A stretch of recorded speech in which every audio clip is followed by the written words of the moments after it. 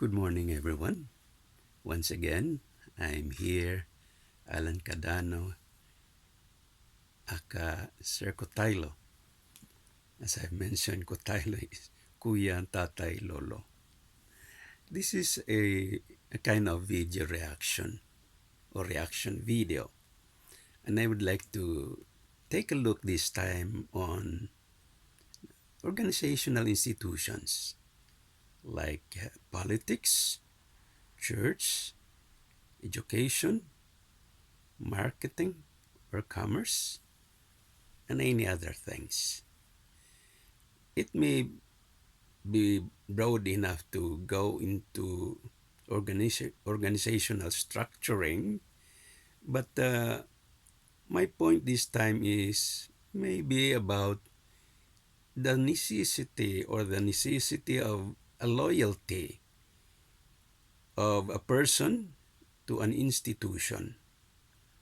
Maybe that's also very much necessary, but I'm looking also on things like learnings and education.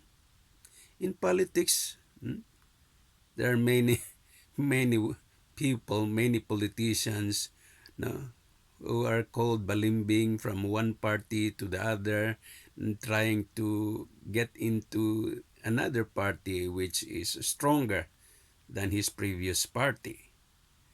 And there are also many people interested to organize their own institution, organize their own club, so that they can compete also to other institutions or organizations.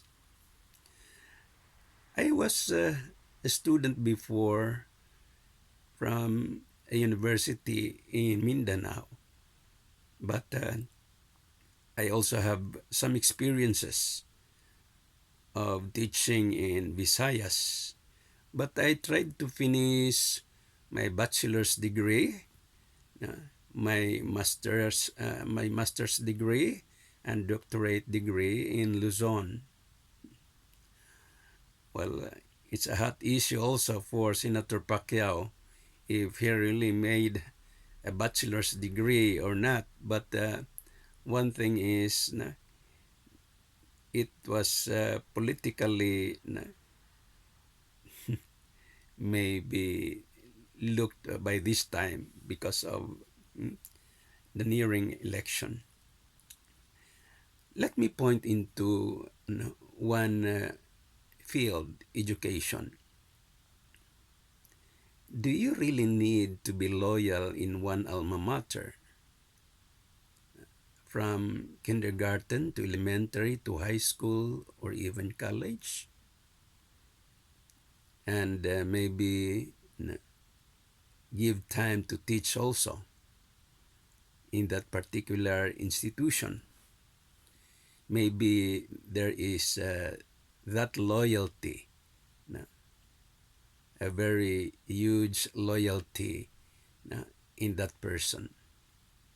But the professor also told me that it is not that good to install a teacher in same institution where he graduated, because what he learned from that institution would also be the same to what he will be teaching to the students.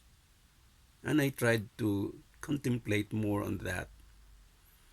And I tried to look into the windows of continuous learning program. Well, that's it. That was maybe an idea, but I don't know if they really have a kind of policy in their institutions to apply that.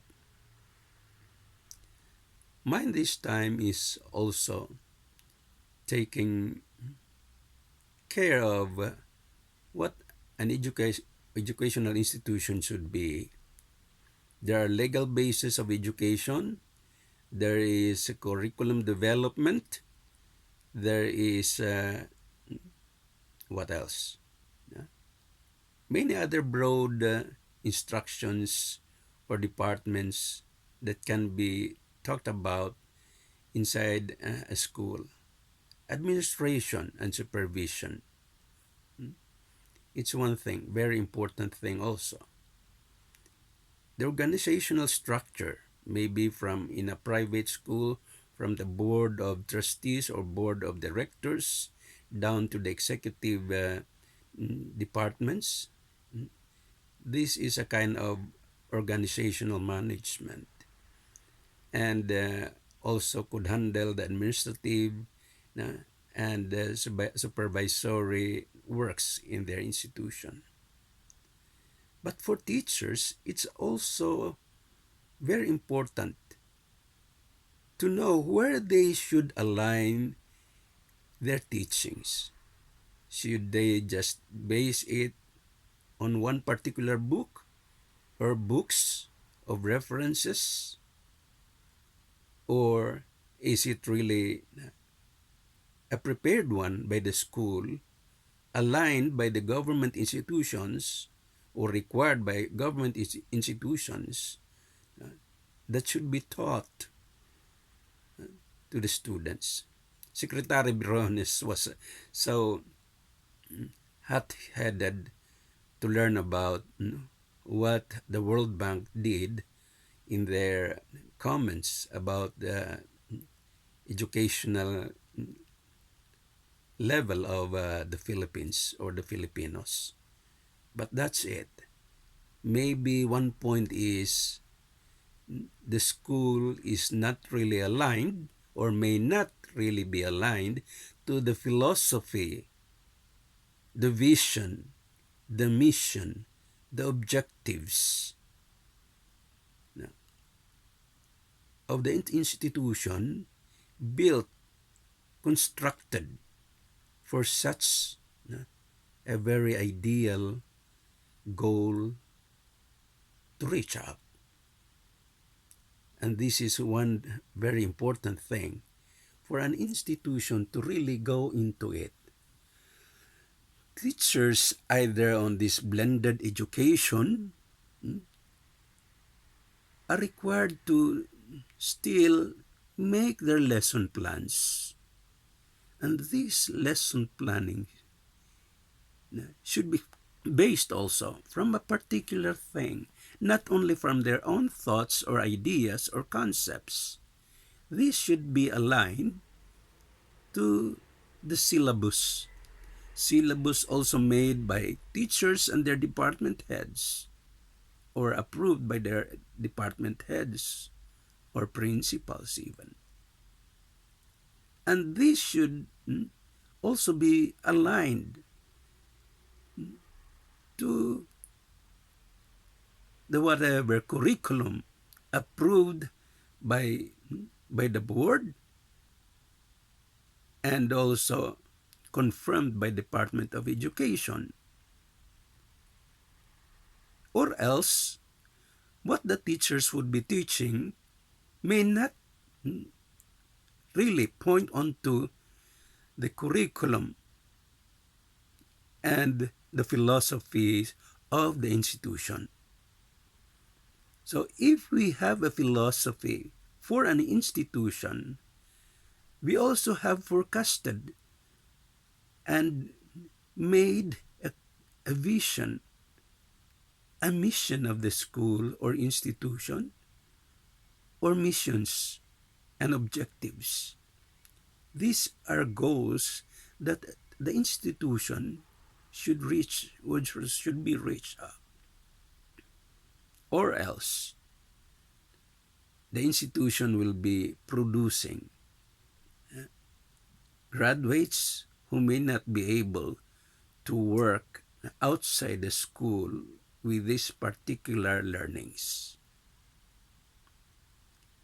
Well, teachers or even everyone, licensed engineers or whatever, whoever, they are also required to have their continuous learning programs. Even engineers, they are required to have at least 15 units, I think, of these learnings. Yeah, there was also an issue about ETF. These work experiences, career experiences could also be converted as units in their college learnings. Yeah, that's true. No? That's why there is a continuous learning programs, because these experiences are necessary for them to develop more and go towards the alignment or towards the new modernization of the era and the period of time. So these are needed. The DepEd and even CHED requires educational institutions to revise the curriculum at least 2 years after the old one, or if not revised, enrich the curriculum and make another syllabus based on that enhanced or revised curriculum. These are good enough for an institution. That's why there are many seminars, workshops required also for educators. And this should truly be applied. If not, schools and institutions, either in industrial, political, or whatever institution, industrial or social, medical, these also should go and align themselves, their institutional philosophies and visions, to the present time. That is only a reaction. I hope there could be feedbacks also from you. Thank you very much.